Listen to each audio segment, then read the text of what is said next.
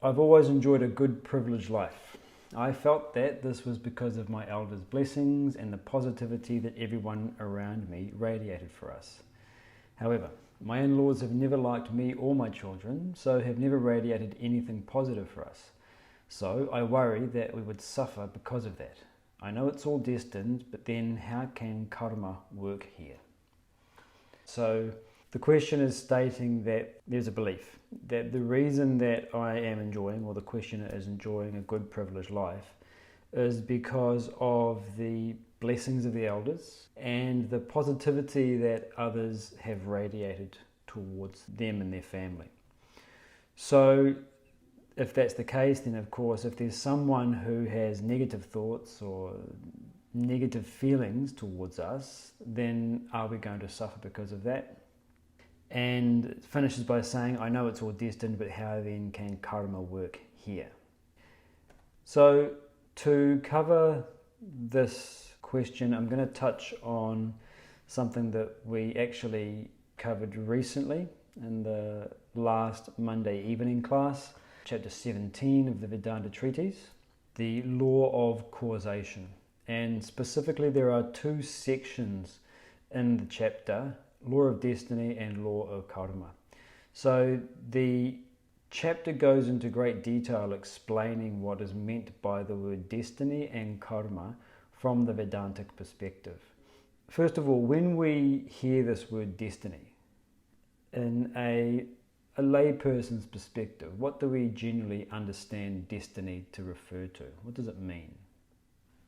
Fate, predestination, an inescapable future, this sort of idea. So this is, as far as the philosophy of Vedanta goes, a fallacy. There is no predestination. So if we go back to the question itself, I know it's all destined, but then how can karma work here? This assumption is incorrect. It's not all destined. So the idea of something being predestined is very different from the notion that every experience we have is a legitimate effect of prior causes. But the question is, where do those causes arise from? And the notion that our life and our experiences are predestined presupposes that there's an external agency outside of myself, and it is that external agency which is determining the causes of my life and my family's life. So this is a false notion. So let's get into the definitions of destiny and karma as he presents them in the text. So the word destiny essentially means nothing more complex than your present reality. And it's important to realize that your present reality is constantly being born every moment. There is a tendency sometimes to think of destiny or present reality as something that is fixed here and now and lasting. This is not what it means. You can think of destiny as being the present moment, the expression, the effect that is being constantly born and reborn every single moment. This is what is meant by destiny. So from that perspective, your destiny is fixed. So this can be another one of the reasons that we tend to think of this idea of predestination, is that your present moment you are a victim of, in the sense that you cannot escape it. So this is the law of destiny, that each person is the cumulative effect of their past thoughts, desires, and actions. So what's the fundamental principle that is responsible for spiritual growth or spiritual devolution? What's the principle that allows me to stay stuck to my chair? It's not the fact that I'm heavy, it's gravity. There's a fundamental principle functioning, so that when you put a cause in, you get an effect out, which is specific. So you put all sorts of causes in depending upon your desires for happiness, your pursuit of well-being, your desire to avoid agitation. You put all of the causes in, but what is responsible for whether or not you evolve or devolve is the principle of identification. As you think, so you become. So this is what he's saying here when he says that each person is the cumulative effect of their past thoughts, desires, and actions. My inner personality and my external personality is shaped the way that it is because of its constituents, the cumulative effect over time. We often draw the analogy to the physical body and we say, you are what you eat. The cumulative effect of all of my past food is my body. So in a similar way, the cumulative effect of my inner personality, part of which is its level of human maturity or spiritual growth, is a result of all of the thoughts, desires, and actions that I have been consuming, if you like, or entertaining from this point as far backwards as you wish to conceive. So this is the notion of destiny, that what you are right now is fixed, fait accompli. There's nothing that we can do about it. The word that he uses to describe this present reality, this destiny, is prarabdha. So this is the Sanskrit word. So while the law of destiny takes the present moment and looks backward, the law of karma takes the present moment and looks forward.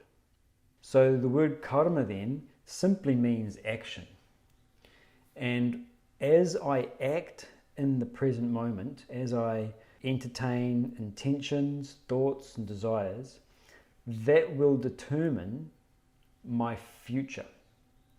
So the law of karma really then is saying that each person is the creator of their future.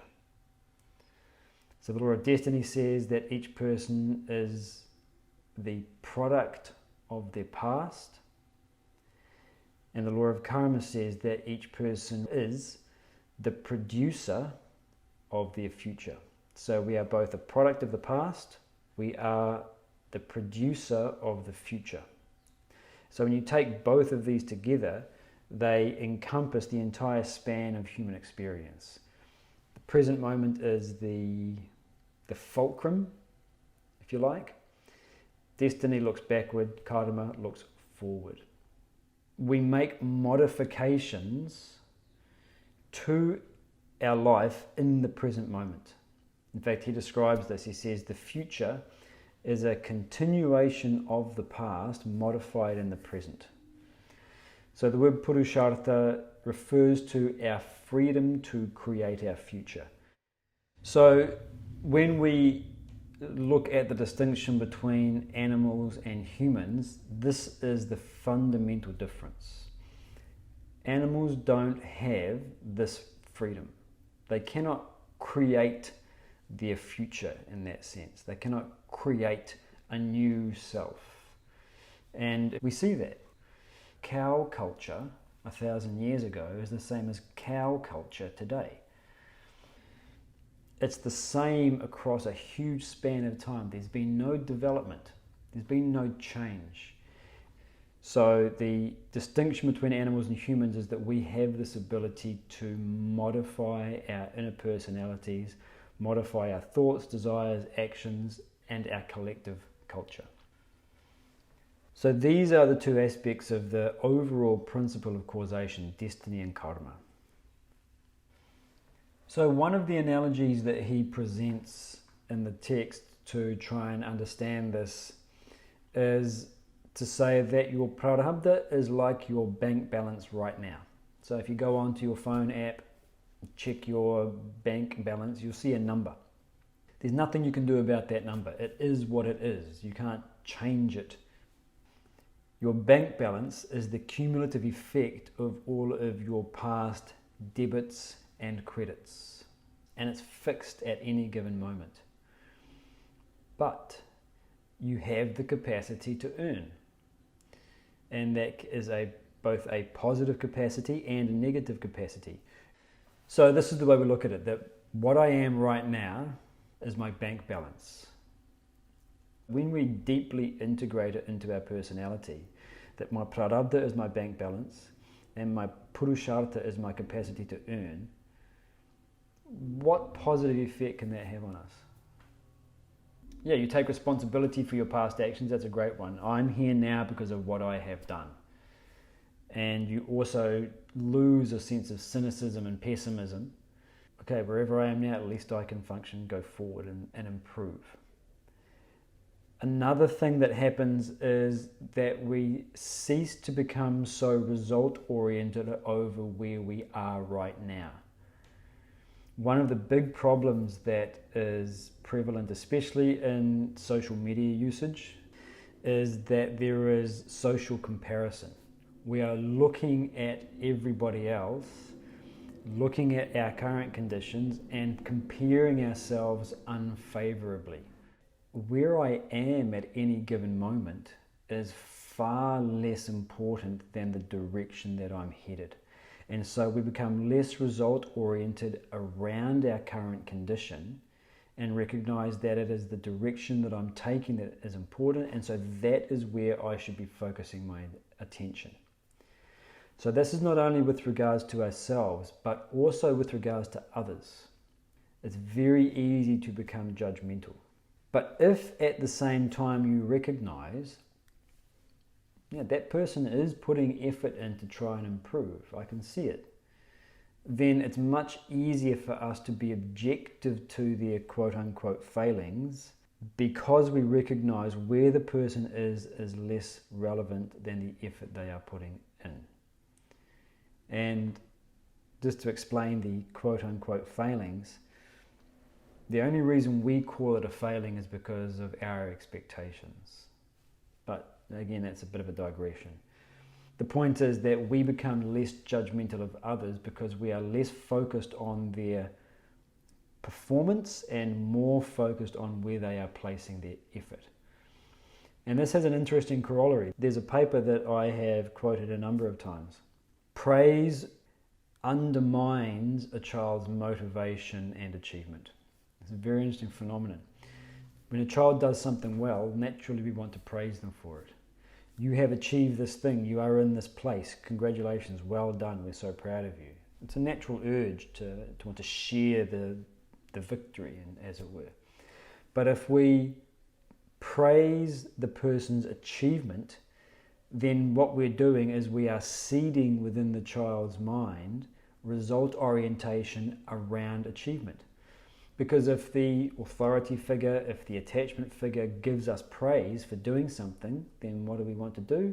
We want to just do it again. And so we become attached to or oriented around just the result. And that can undermine future motivation. Rather, it is more important to praise effort. Because if effort is being praised, then the child recognizes, well, it's my effort towards the result that is important, not the result itself. And so this is where these sorts of ideas are so valuable before we have children, because there's nothing that anyone would say is wrong with praising a child for doing well. We have to recognize that we may be seeding unproductive attachments and result orientations in children by doing what we think is right. And of course, that's not to say that we should never praise for achievement. And this is exactly the quote he has from the VT. So he says, hence it is the effort that makes the difference to your destiny. We should be looking at the effort that we are placing moment to moment. This word effort, replace it with the word purushartha. Hence it is the purushartha that makes the difference to your destiny. If I am directionless, I have no specific goals in life, I satisfy my senses when I feel like it, I waste my time, etc. I am also exercising my self-effort. Self-effort or purushartha refers to the overall freedom that we have to create our futures. So this is why we keep the Sanskrit words here, is because the English words either lack something or there is a possibility of misunderstanding. So he has these two ideas, our current destiny and our freedom to evolve. Okay, so with that in mind, let's go back to the original question and have a look at it. I know it's all destined, but how then can karma work here? It's not all destined. Life is not predetermined. Karma works here according to your own efforts. Each individual puts their efforts in. As you think, so you become. And the personality that you create projects your world. So if I keep thinking about gambling, if I entertain thoughts, desires and feelings towards gambling, where will you find me? At the racetrack or in the casino, or that's where I will be found. That will be my environment. If I have lots of thoughts about looking healthy and looking beautiful and living to 120, where will you find me? Well, you'll find me in the gym. You'll find me in the health food store. So the environment that I enter into is dependent upon the personality that I'm entertaining. The way that I relate to people. Let's say somebody criticizes my work. How am I going to take that? Thank you for your criticism. I hadn't noticed that. It's good to know. Or, how dare you? It depends entirely upon the nature of the personality that I have been generating over time. And that personality is the cumulative effect of all of my past thoughts, desires, and actions. You are the architect of your fortune. You are the architect of your misfortune. You make yourself, you mar yourself. This principle, as you think, so you become, is very powerful. If you were to maintain this notion, and in a way that you're genuinely resonating with its meaning, you'll naturally start to recognize that I am continually putting in causes in. I'm putting in a cause right now, and now, and now. So this is where the self-reflection questions that we've often prescribed come in. What am I doing? Why am I doing it? What am I thinking about? Why am I thinking about it? As you think, so you become.